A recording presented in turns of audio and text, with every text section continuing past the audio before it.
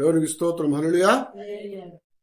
దేవుని నామానికి మహిమ కలుగాక. ప్రియ దేవుని బిడ్డారా, మీ అందరికి మన ప్రభు అయిన యేసుక్రీస్తు వారి యొక్క శుభనామములో వందనాలు. ఈ రోజు మనం గమనించినట్లయితే దేవుని యొక్క నిబంధన ప్రజలుగా మనం ఉన్నామని దేవుడు జ్ఞాపకం చేస్తున్నాడు. నిబంధన ప్రజలు మనం అంటే దేవుని చేత మనము ఒక ఒప్పందాన్ని, ఒక నిబంధనని ఏర్పాటు చేసుకున్న వారమే. నిబంధన అనగా ఏదో ఒక ఒప్పందం చేసుకొని తర్వాత వదిలేసేది కాదు. నిబంధన అంటే ఏదయ్యా అంటే సంపూర్తిగా దానికి కట్టుబడి ఉండేటువంటిదే నిబంధన. ఒప్పందం అనేది వేరు, అగ్రిమెంట్ అంటారు. అగ్రిమెంట్ అనేది ఏంటంటే మనకి ఇష్టమైనప్పుడు ఏదైనా కొనుక్కోవటానికి లేకపోతే ఏమైనా పని చేయటానికి ఒక ఒప్పందం చేసుకుంటాము. ఆ ఒప్పందం అనేది మధ్యలో దాన్ని క్యాన్సిల్ చేసుకోవచ్చు, ఎందుకంటే వాళ్ళకి వీళ్ళకి ఇబ్బంది కలిగినప్పుడు.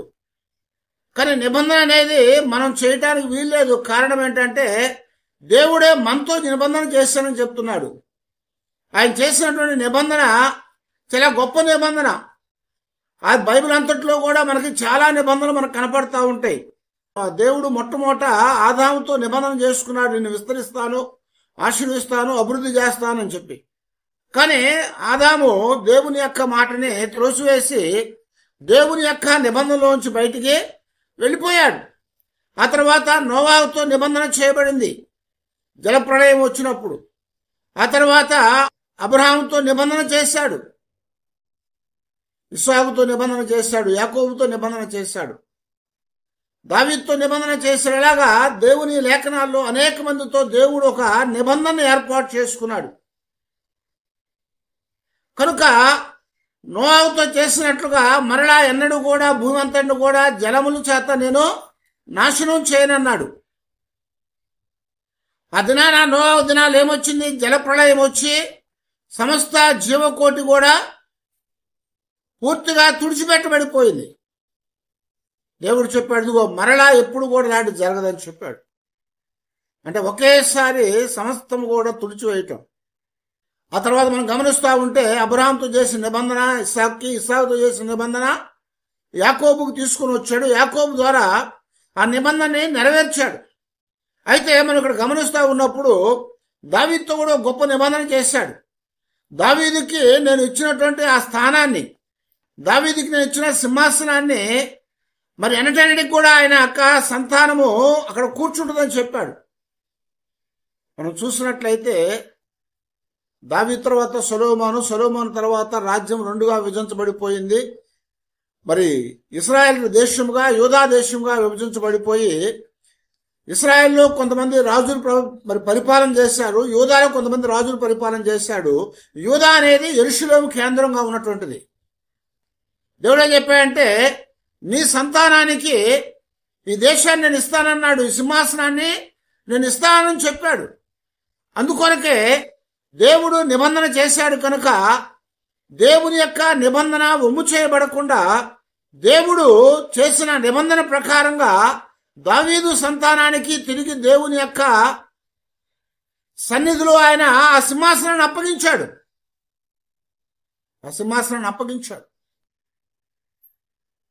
యూదా దేశము 500 చిల్లర్లో బబులోనికి చెరగా కొనుక్కోబడిపోయింది. మరలా ఒక 70 సంవత్సరాల తర్వాత వెనక్కి తీసుకురాబడ్డారు. ఆ వెనక్కి వచ్చినటువంటి వారందరి జీవితాల్లో మరలా యెరూషలేముని కట్టుకొని అక్కడ మందిరాన్ని మరలా దాన్ని పునరుద్ధరణ చేసుకొని అక్కడ నివసించడం ప్రారంభించారు. అక్కడి నుంచి ఏమైందంటే యేసుక్రీస్తు వారి ద్వారా దేవుడు దావీదుకి ఇచ్చినటువంటి ఆ నిబంధన, దావీదుకి ఇచ్చినటువంటి వాగ్దానాన్ని ఆయన సింహాసనం మీద తన సంతానాన్ని కూర్చోబెడతానని చెప్పినట్లుగా దావీదు కుమారుడు అని పిలువబడ్డాడు. యేసుక్రీస్తు వారు దావీదు కుమారుడు అని పిలువబడ్డాడు. ఎందుకనయ్యా అంటే దావీదు సంతానంలోంచి వచ్చినవాడు, దావీదు సంతానంలో వచ్చాడు. అటు మరియమ్మ గాని యోసేపు గాని ఇద్దరు కూడా ఎక్కడి నుంచి వచ్చారంటే దావీదులో నుంచే వచ్చారు. ఇద్దరు కూడా దావీదులో నుంచే వచ్చారు. కాబట్టి ఇక్కడ నిబంధన అనగా దేవుడు మనుషులతో చేసినటువంటి ఒక గొప్ప ఒడంబడిక. అది ఒక స్థిరమైనటువంటిది. మనుషులు మర్చిపోవచ్చేమో కానీ దేవుడు మాత్రం ఎప్పుడు కూడా మర్చిపోయేవాడు కాడు. మనుషులు నిబంధన ప్రకారంగా జీవించకపోవచ్చేమో కానీ దేవుడు ఎప్పుడు కూడా నిబంధన విడిచిపెట్టి దానికి విరుద్ధంగా నడుచుకునేవాడు కాడు అని చెప్తున్నాడు. అయితే మనం ఇక్కడ గమనిస్తా ఉన్నట్లయితే ఇర్మీయా గ్రంథంలో 31వ అధ్యాయంలో 31 నుంచి 34 వచనాల్లో దేవుడు ఆ కొత్త నిబంధనకి పాత నిబంధనకి మధ్యలో వ్యత్యాసాన్ని మనకి జ్ఞాపకం చేస్తా ఉన్నాడు. ఇర్మీయా గ్రంథం 31వ అధ్యాయము 31 నుంచి 34 వచనాల దాకా, ఇదిగో నేను ఇశ్రాయేలు వారితోనూ యూదా వారితోనూ కొత్త నిబంధన చేయు దినములు వచ్చుచున్నవి. ఇదే యెహోవా వాక్కు. అది ఐగుప్తులో నుండి వారిని రప్పించుటకై నేను వారిని చెయ్యి పట్టుకున్న దినమున వారి పితరులతో నేను చేసిన నిబంధన వంటిది కాదు. నేను వారి పెనిమిటినైనను వారు ఆ నిబంధనను భంగము చేసుకొనిరి. ఇదే యెహోవా వాక్కు. ఈ దినములైన తరువాత నేను ఇశ్రాయేలు వారితోనూ యూదా వారితోనూ చేయబోవు నిబంధన ఇదే. వారి మనస్సులలో నా ధర్మ విధిని ఉంచేదను, వారి హృదయం మీద దాన్ని రాసేదను. యెహోవా వాక్కు ఇదే అని జ్ఞాపకం చేస్తా ఉన్నారు. ఇక్కడ మనం గమనిస్తా ఉన్నట్లయితే దేవుడు ఏం చెప్తున్నా అంటే, యూదా వారితో ఇశ్రాయేలు వారితో నేను నిబంధన చేశాను, వారి దినాల్లో నేను వారికి తోడుగా ఉండి వారిని చేయబట్టుకొని ఐగుప్తు దేశంలోంచి బయటికి నడిపించుకొని వచ్చాను, రప్పించాను. అయితే వారు నన్ను విడిచిపెట్టేశారు. వారు ఏం చేశారంటే వాళ్ళ పితరులతో నేను చేసిన నిబంధన కాదని చెప్పేసి వారందరూ కూడా నిబంధనలు తొలగిపోయారు, భంగం చేశారని చెప్తున్నాడు. అయితే ఇప్పుడు నేను ఒక కొత్త నిబంధన చేయబోతున్నాను అని చెప్తున్నాడు. ఆ కొత్త నిబంధన ఏదయ్యా అని మనం గమనించినట్లయితే దేవుడు ఇక్కడ చెప్తున్నాడు కదా, అదేంటంటే అంతకుముందు నిబంధన ఎక్కడిచ్చాడు దేవుడు ఇశ్రాయేలుకి? నిబంధన ఎక్కడిచ్చాడు? ధర్మశాస్త్రం అది ఎక్కడిచ్చాడు? నిబంధన అంటే ఏంటి? ధర్మశాస్త్రం అది ఎక్కడిచ్చాడు? సీను అరణ్యములో సియోను కొండ దగ్గర దేవుడు, సీనాయి పర్వతం దగ్గర దేవుడు మోషేను కొండ మీద పిలిచి అక్కడ ఆయన చేతితో రాసిన 10 ఆజ్ఞల పలకల్నిచ్చాడు. అది నిర్గమకాండంలో మనకి స్పష్టంగా దేవుడు జ్ఞాపకం చేసుకుంటా వచ్చాడు. వారి జీవితాల్లో దేవుడిచ్చిన 10 ఆజ్ఞలను వారు పాటించలేకపోయారు. కాబట్టి ఆ నిబంధన అనేది తొలగిపోయిందని చెప్తున్నాడు. ఆ నిబంధన అనేది వారు ఏం చేశారయ్యా అంటే భంగం చేశారు. అది ఇప్పుడు నేను ఇచ్చే నూతనమైన నిబంధన, క్రొత్త నిబంధన అనేది ఇప్పుడు నేను ఎక్కడ రాస్తానయ్యా అంటే హృదయం అనే పలక మీద రాయబడుతుంది అని చెప్తున్నాడు. ఇప్పుడట దేవుడు తన నిబంధన ఎక్కడ రాస్తున్నాడట? హృదయం అనే పలక మీద. పాత నిబంధనలో రాతి మీద రాశాడు, కానీ ఇప్పుడైతే దేవుడు మన యొక్క హృదయముల మీద రాస్తున్నాడని చెప్పి పౌలు గారు జ్ఞాపకం చేస్తున్నాడు. మన హృదయాల్లో ఆయన తన ధర్మశాస్త్రాన్ని, అంటే తన యొక్క మరి ఆ నిబంధనని రాస్తున్నాడు. పలక మీద రాసినప్పుడు ఏమైంది? మోషే కిందకు దిగొచ్చినాక ఆ పలకలు 2 కూడా పైనుంచి ఇసిరి పడేసి పగలగొట్టేశాడు. ఎందుకని? దేవునికి వ్యతిరేకంగా నడుచుకున్నారు కాదు. అయితే మరలా దేవుడు 2 పలకలు ఇచ్చాడు, కానీ ఆ పలకలు ఇచ్చినటువంటి దాని మీద రాయబడేటువంటిది వారు పలకల మీద అక్కడ ఉంచారే కానీ దాన్ని నెరవేర్చలేదట. కానీ దేవుడు చెప్తున్నాడు కదా, ఇప్పుడైతే నేను మీకు మీ యొక్క హృదయం అనే దాని మీద నేను రాస్తున్నాను అంటున్నాడు. ఆ హృదయం అనే దాని మీద వాళ్ళు రాశారు కాబట్టి అది ఎన్నటికీ కూడా చెరిపివేసేది కాదు. దేవుడు తన యొక్క నిబంధనని మన హృదయంలో ఇచ్చాడు, హృదయంలో ఉంచాడట. కనుక ఈ యొక్క నిబంధన ఏదయ్యా అంటే హృదయాల్ని మార్చేటువంటి నిబంధన. ఇశ్రాయేలు జీవితాల్లో వాళ్ళ హృదయాలు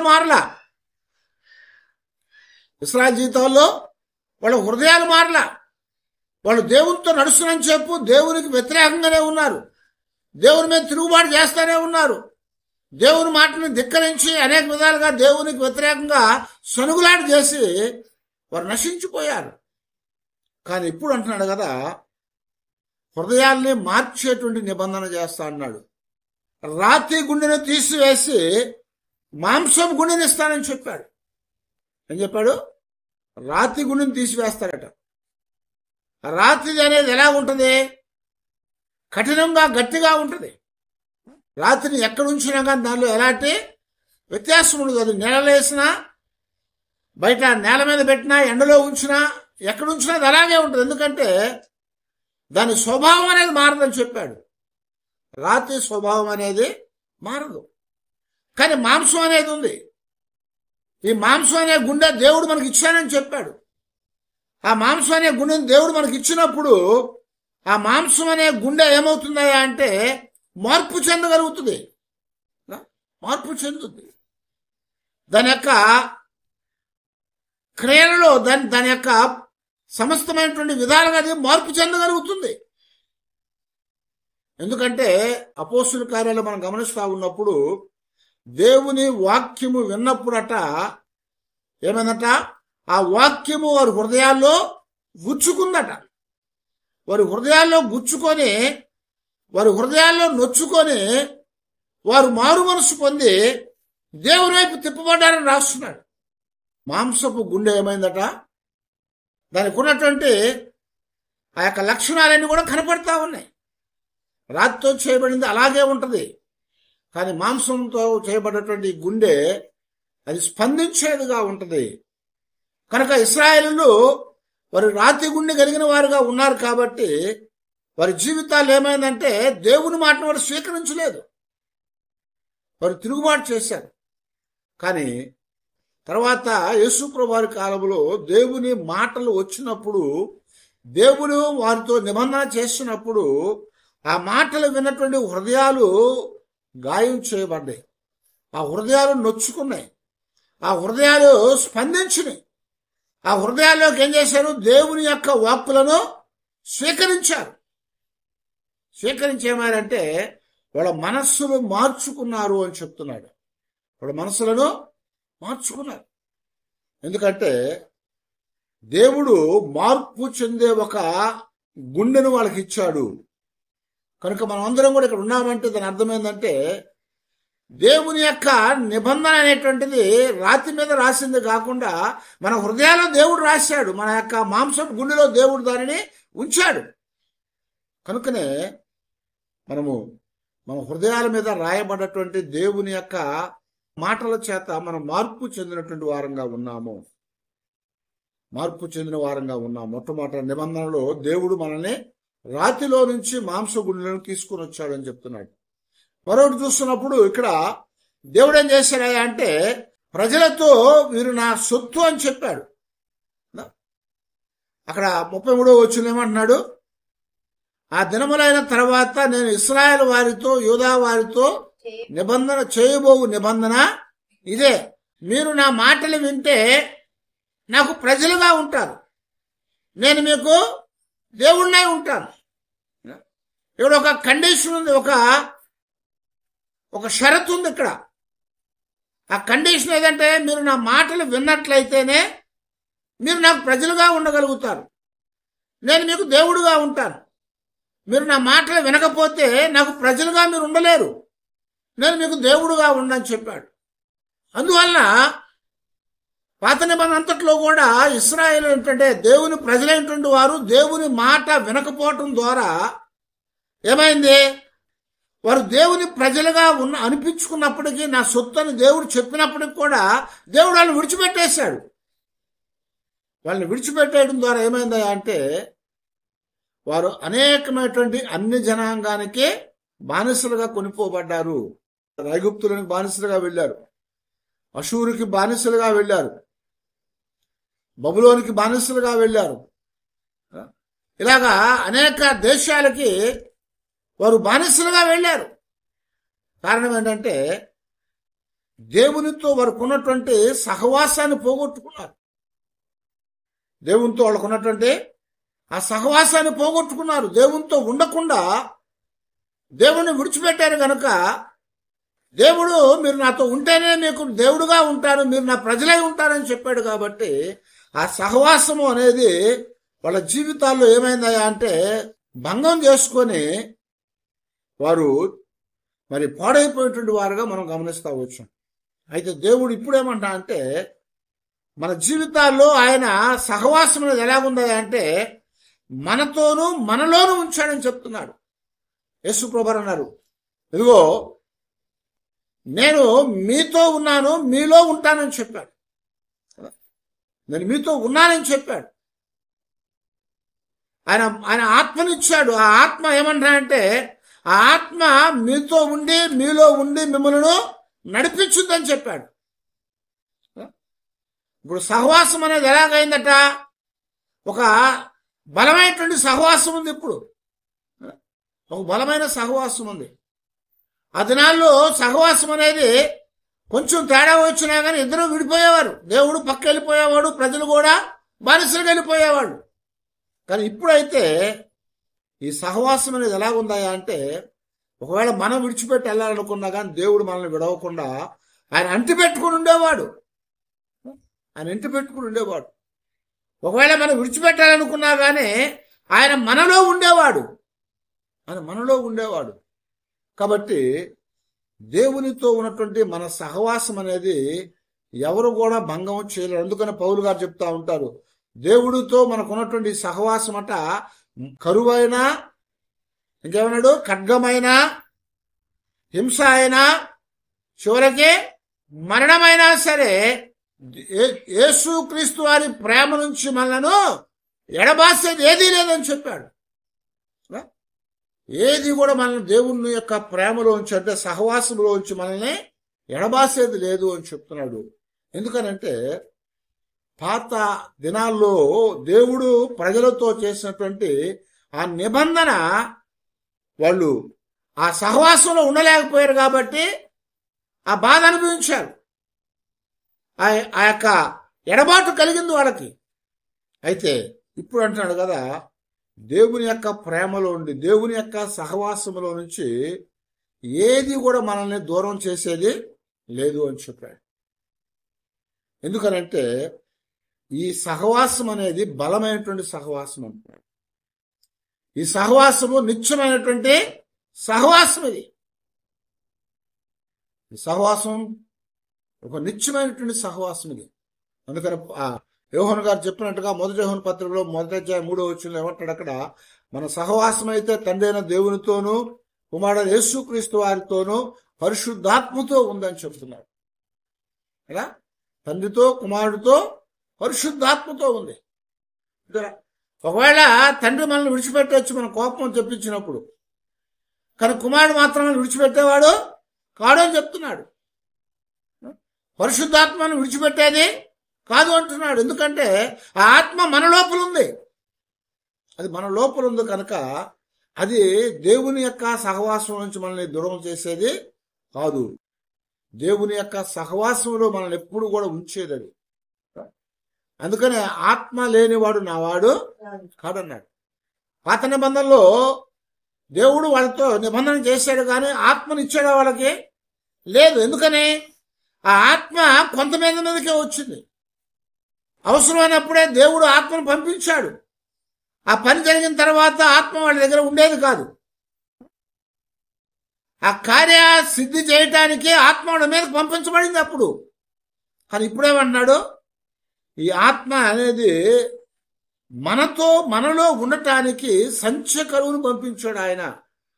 2వ అధ్యాయంలో ఆయన ప్రవచించినట్లుగా ఆ ఆత్మ అంచుల దినాలు ఏం చేశాడు, మీ యొక్క దాసుల మీద, మీ దాసీల మీద, మీ కుమారుల మీద, మీ పనికత్తెల మీద, అందరి మీద నా ఆత్మను కుమ్మరిస్తానని చెప్పాడు. పూర్వకాలం ప్రవక్తల మీదే వచ్చింది. ప్రవక్తల మీదకే ఆత్మ వచ్చేది. కానీ ఇప్పుడు ఎక్కడెక్కడికి వచ్చిందట, ఎవరెవరి మీదకి వచ్చిందట, మీ దాసుల మీదకి, పనివారి మీదను, మీ పనికత్తెల మీద కూడా వచ్చిందని చెప్పాడు.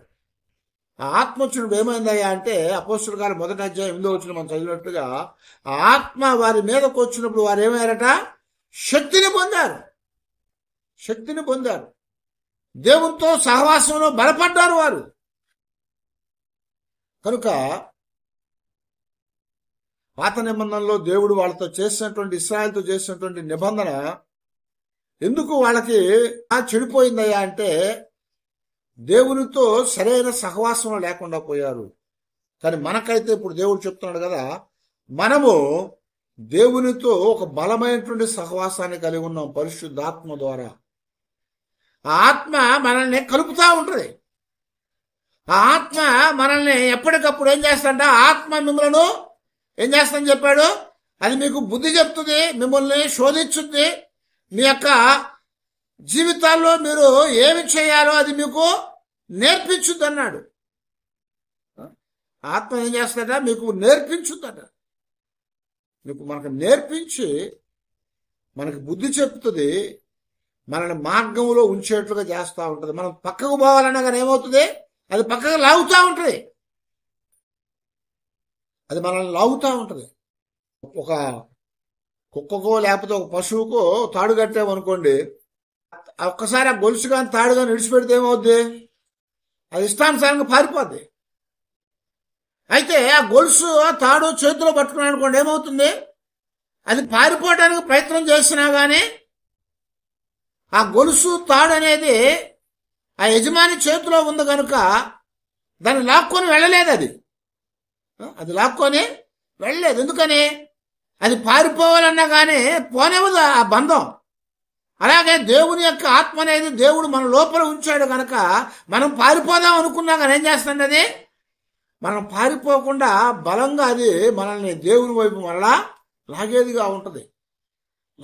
అందుకని దావీదు ఒక చక్కటి ప్రార్థన చేశాడు, దేవా నీ ఆత్మను నా నుంచి దూరం చేయొద్దు, నీ పరిశుద్ధాత్మను నాలో నుంచి తీసివేయొద్దు, నీ పరిశుద్ధాత్మను నాలో నుంచి తీసివేయొద్దు, నీ సన్నిధి నాకు దూరము చేయొద్దని చెప్తున్నాడు. కనుక మన యొక్క సహవాసం అనేది ఎప్పుడు కూడా దేవునితో ఉండటానికి అనుకూలంగా దేవుడు మనకి ఒక కొత్త నిబంధన ఏర్పాటు చేశానని చెప్తున్నాడు. కాబట్టి మనము మరి ఈ దినాల్లో దేవునితో మనం ఒక నిబంధనని ఏర్పాటు చేయబడ్డటువంటి ప్రజలంగా చేయబడ్డాం. ఆ నిబంధన మనకి రాతి మీద కాకుండా మన హృదయాల్లో రాశాడు, మార్పు చెందించాడు మనల్ని. సహవాసం పోగొట్టుకొని పాడైపోయారు ఇశ్రాయేలీయులు, నిబంధన ఒమ్ము చేశారు వాళ్ళు. కానీ మనమైతే సహవాసాన్ని పోగొట్టుకోకుండా దేవుని ఆత్మ సంచకరువు అంట, సంచకరువు అన్నటువంటి ఆత్మ అని చెప్పాడు. అదేం చేస్తా ఉంటుంది, ఎప్పుడు కూడా మనల్ని ఆవరించుంటుంది, ఎప్పుడు కూడా ఎక్కడికి బయటకు పోకుండా మనల్ని కాపాడుతూ ఉంటుంది. అదొక కేర్ టేకర్, మనల్ని భద్రపరిచి నడిపించేది. అది మనతో ఉండి దేవునితో మన సహవాసం ఎప్పుడు కూడా తొలగిపోకుండా కాపాడుతూ ఉంటుంది. మరొకటి, దేవుడు పాత నిబంధనలో కొత్త నిబంధనలో మనకి ఏర్పాటు చేసినటువంటిది ఏందయ్యా అంటే దేవుని గూర్చినటువంటి జ్ఞానము, దేవుని గూర్చినటువంటి జ్ఞానం. అందుకనే బోధ అనేది లేకపోతే ఏమవుతాయా అంటే మనలో దేవుని యొక్క జ్ఞానం అనేది పోతుంది కదా, దేవుని జ్ఞానం పోద్ది. ఎందుకంటే హోషేలు ఏమంటున్నాడు, నా ప్రజలు జ్ఞానము లేని వారే నశించిపోయారు. ఎందుకు నశించిపోయారు ఇశ్రాయేలీయులు? జ్ఞానం లేకపోవటం. ఏ జ్ఞానం అది? దేవుని వాక్య జ్ఞానం. అది దేవుని యొక్క వాక్య జ్ఞానం లేకపోవటం ద్వారా వారు నశించారు. అయితే మనం నశించిపోకుండా ఇప్పుడు ఏమైంది, దేవుడే వాక్యముగా మన మధ్యలోనికి వచ్చాడని చెప్తున్నాడు. దేవుడే వాక్యంగా మన మధ్యలోనికి వచ్చాడు. అదేంది, వాక్యం ఉంది, వాక్యం దేవుని దగ్గర ఉంది, ఆ వాక్యమే దేవుడే ఉంది, ఆ వాక్యమే కృపాసత్య సంపూర్ణంగా మన మధ్యలో నివాసం చేశాడు. ఆ దినాల్లో ప్రవక్తలు, ఆ బోధకులు ఆ వాక్యాన్ని తీసి వాళ్ళకి చెప్పేవాడు అంతే. అయితే ఈ రోజున ఆ వాక్యమే మనతో ఉంది. ఇప్పుడు ఆ వాక్యమే మనతో ఉంది. ఆ వాక్యమే మనకి జ్ఞానాన్ని ఇచ్చేదిగా ఉంది. అందుకనే అది సొలొమోను సామెతల్లో రాస్తా ఉంటాడు. సామెతలు దేనికోసం అని చెప్పాడు అక్కడ? జ్ఞానమును ఉపదేశమును అభ్యసించుటకు, వివేక సల్లాపములను గ్రహించుటకును నీతి న్యాయ యథార్థతల అనుసరించుటయు బుద్ధి కుశలత ఇచ్చు ఉపదేశము నొందుటకును జ్ఞానము లేని వారికి బుద్ధి కలిగించుటకు యవ్వనులకు తెలివియు వివేచనయు పుట్టించుటకును కలిగిన సామెతలు. హల్లెలూయా. ఏమిచ్చాడట? బుద్ధిని ఇవ్వటానికి, జ్ఞానాన్ని ఇవ్వటానికి, ఇంకా నీతి న్యాయాల్ని యథార్థతను అనుసరించడానికి, బుద్ధి కుశలత ఇచ్చే ఉపదేశాన్ని ఇవ్వటానికి, జ్ఞానము లేని వారికి జ్ఞానం ఇవ్వటానికి, యవ్వనులకు తెలివినివ్వటానికి, బుద్ధిహీనులకి బుద్ధిని ఇవ్వటానికి ఆయన ఉపదేశించినటువంటి సామెతలను జ్ఞాపకం చేస్తున్నాడు. ఆ మాటలు మనకిచ్చాడు కాబట్టి మన జీవితాల్లో ఏమవుతుందా అంటే మనము ఆ మాటల చేత జ్ఞానాన్ని పొందుతున్నాం. ఆ వాక్య జ్ఞానం అనేది మనకు దేవుడు అనుగ్రహించాడు. ఆ వాక్యం మనతో ఉంది కాబట్టి ఆ వాక్యములో ఉన్నటువంటి బుద్ధి జ్ఞానము సర్వసంపదలు ఎక్కడున్నాయట? యేసుక్రీస్తు వారిలో గుప్తమై ఉన్నాయి. యేసుక్రీస్తు వారిలో గుప్తమై ఉన్నాయి. కనుక యేసుక్రీస్తు వారిలో గుప్తమైనటువంటి బుద్ధి జ్ఞానము వాటి సర్వసంపదలు ఆయన ఎవరైతే కలిగి ఉంటారో వాళ్ళందరికీ అవి అనుగ్రహించబడ్డాయి. కనుకనే జ్ఞానము లేకుండా పాత నిబంధనలో ఉన్నటువంటి ప్రజలు నశించిపోయారు. మనమైతే నశించిపోకుండా దేవుడు ఆ వాక్య జ్ఞానాన్ని మనకిచ్చాడు, దేవుని సంబంధమైన జ్ఞానాన్ని మనకిచ్చాడు అని చెప్తున్నాడు. దేవుని సంబంధమైన జ్ఞానం మనకిచ్చాడు.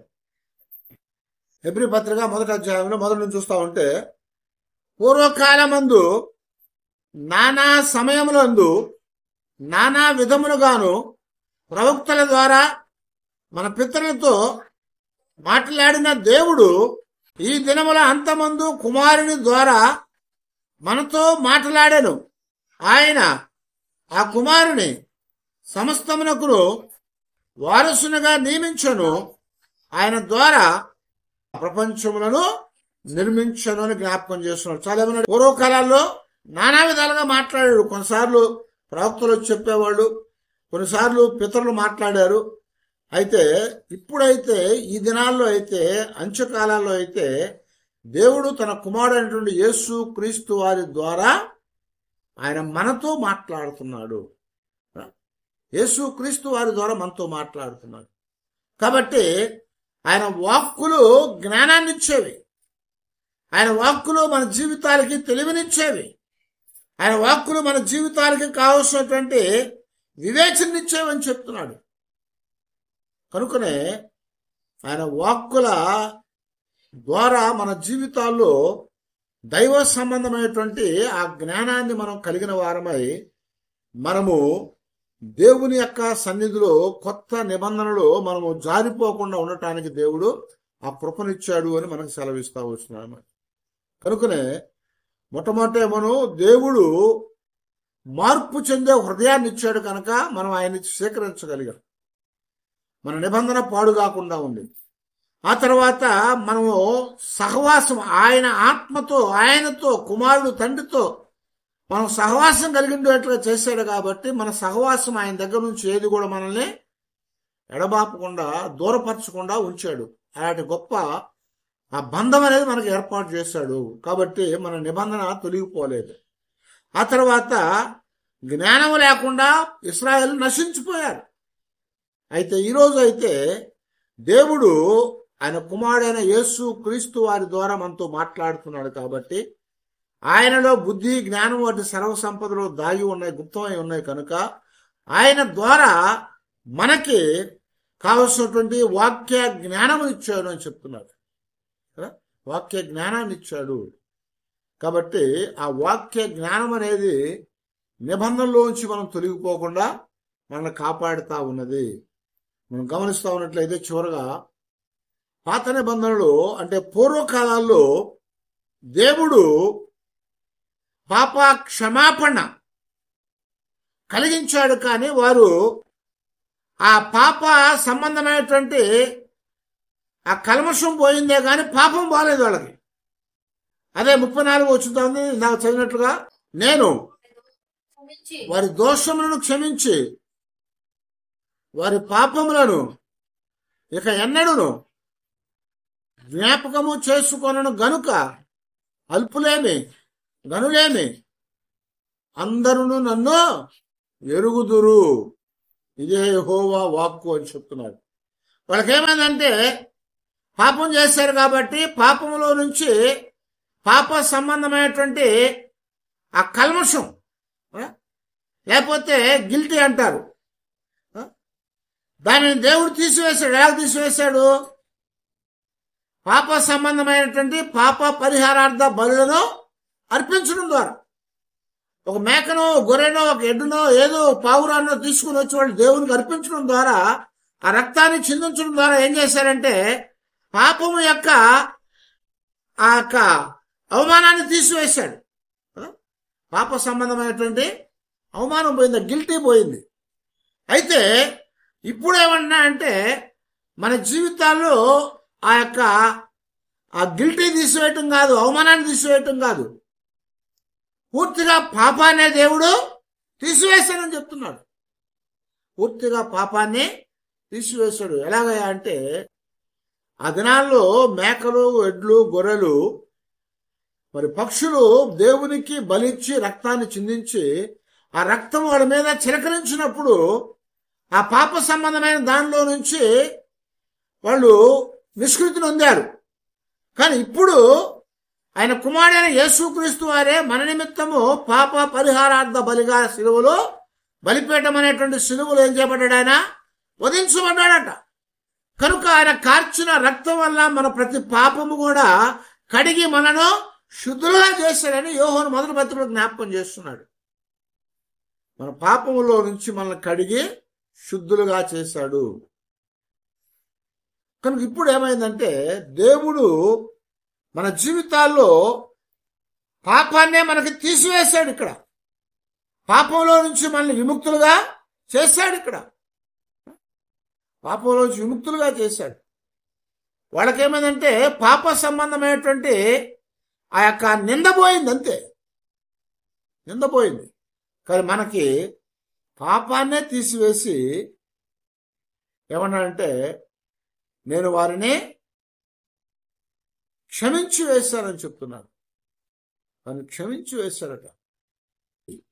అందుకని హెబ్రీ పత్రికలో చెప్పినట్టుగా 9వ అధ్యాయంలో 15వ వచనం చదువుతా ఉంటే, ఈ హేతువు చేత మొదటి నిబంధన కాలంలో జరిగిన అపరాధముల నుండి విమోచనము కలుగుటకై ఆయన మరణము పొందినందున పిలువబడిన వారు నిత్యమైన స్వాస్థ్యమును గూర్చిన వాగ్దానం పొంది నిమిత్తము ఆయన కొత్త నిబంధనకు మధ్యవర్తి అయి ఉన్నాడు. 18 అంటాడు కదా, ఇందుచేత మొదటి నిబంధన కూడా రక్తము లేకుండా ప్రతిష్ఠించబడలేదు. ఆ మునుపటి పూర్వకాలపు నిబంధనలు ఏమైంది? గొర్రెలు, మేకల యొక్క రక్తాన్ని మరి వాళ్ళ మీద చిలకరించారు. చిలకరించటం, ఆ ఇసోపు దాంట్లో ముంచి ఆ ఇసోపుతో దులిపినప్పుడు ఆ యొక్క తుంపర్లు వాళ్ళ మీద పడ్డాయి.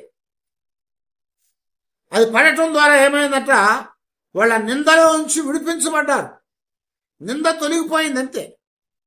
అయితే రక్తము చిందించకుండా పాప క్షమాపణ కలుగుదు. అయితే పాత పూర్వకాలపు నిబంధన ఏందంట, రక్తము చిందించాడు, కానీ ఆ రక్తం ఎవరిదట? గొర్రెలది, మేకలది. అందువల్ల సంపూర్ణమైనటువంటి పాప క్షమాపణ కలగలేదు. కానీ ఇప్పుడైతే కొత్త నిబంధన ఏదయ్యా అంటే ఆయనే మన కొరకు పాపాలను భరించి ఒక్కసారిగా అర్పించబడ్డాడు. కనుక మన రక్షణ నిమిత్తము పాప సంబంధము లేకుండా రెండవసారి ప్రత్యక్షం కాబోతా ఉన్నాడని చెప్తున్నాడు. ఒకేసారి ఆయన పాపులందరి కొరకు సిలువలో మరణించి పాప పరిహారార్థ బలిని చేశాడు. అందువల్ల ఏమైందంటే ఆ రక్తము మనను కడిగి శుద్ధులుగా చేసింది. ఎందుకని? అదే రక్తం అట మేకల, గొర్రెల రక్తమా? కాదు, అమూల్యమైనటువంటి నిర్దోషమైనటువంటి దేవుని యొక్క గొర్రెపిల్ల అయినటువంటి యేసు క్రీస్తు వారి యొక్క రక్తం అది. ఆ రక్తం ఏం చేసిందట? నిర్దోషమైన రక్తం కాబట్టి పాపాన్ని తీసివేసింది. గొర్రె మేకల యొక్క రక్తం ఏం చేసింది? పాప సంబంధమైనటువంటి ఆ దోషాన్ని, గిల్టుని తీసివేసింది అంతే. పాపం కొట్టివేయబడలేదు. అయితే ఈ రోజున దేవుడు మనతో చేసినటువంటి క్రొత్త నిబంధన ఏదయ్యా అంటే మన పాపములను పరిహారం చేశాడు. కాబట్టి మనము విడుదల చేయబడ్డాం. కనుక ఈ రోజున దేవుడు చేసినటువంటి క్రొత్త నిబంధన ఏదయ్యా అంటే పూర్వకాలం ముందు ఉన్నటువంటి ఇశ్రాయేలుతో చేసింది కాకుండా ఒక నూతనమైన నిబంధన మనతో చేస్తా ఉన్నాడు. అందుకొరకే మనము నిబంధన జనులమి. కాబట్టి మనం ఎల్లప్పుడూ కూడా దేవుని యొక్క సన్నిధిలో దేవుడు మనకి ఇచ్చినటువంటి ఆ క్రొత్త నిబంధనతో మనము ఆయన ప్రజలుగా ఉండాలని దేవుడు కోరుతా ఉన్నాడు. అలాగుండి దేవుని మహింపరిచి దేవుని బిడలంగా మనం సంతోషించి దేవునికి ఆ యొక్క ఘనతని సమకూరుద్దాం. అలాంటి కృప దేవుడు మనకు అనుగ్రహించేట్లుగా ప్రార్థన చేసుకున్నాం. తల వంచి ప్రార్థన చేసుకున్నాం.